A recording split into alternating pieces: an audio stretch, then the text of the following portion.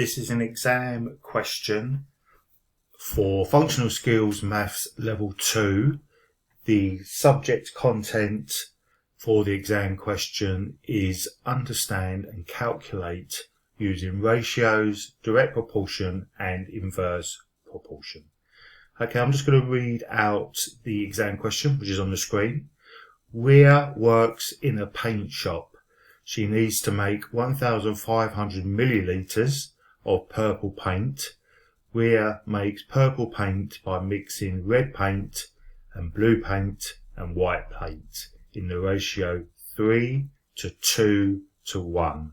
How much blue paint does Ria need to make 1,500 millilitres of purple paint? I have put the same question to the right hand side of the screen where I'll go through the workings of how I would work this question out. So the first thing I always do with ratio questions is to rewrite the question, put it in a ratio. So this time the ratio I've seen there is 3:2:1, and I know this applies 3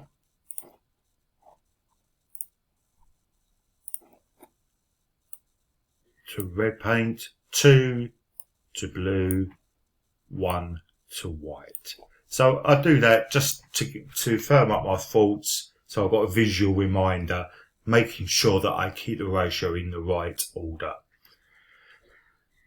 So going through the question, what we need to do first is to work out how many this ratio is in.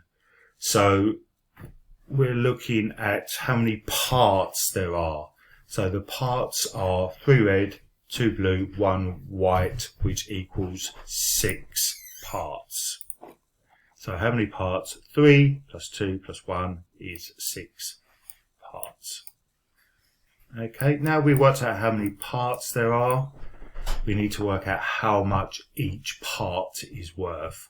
So the total amount of purple paint being made is 1,500 millilitres. Obviously that needs to be in your answer, not necessarily in the workings out. So we now know it's 6 parts, so it's 1,500 divided by 6. Each part is worth 250 millilitres. Okay, so that's what we have to do before working out how much is blue. So each part, you can see, is 250 millilitres. So we need to know how many parts blue are. So again, this is why I put the ratio in 3:2:1. There are 2 parts.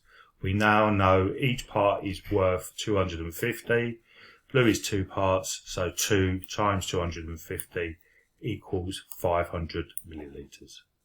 Okay, so the thing that I've added to this screen now is the actual exam marks, how they've marked it out.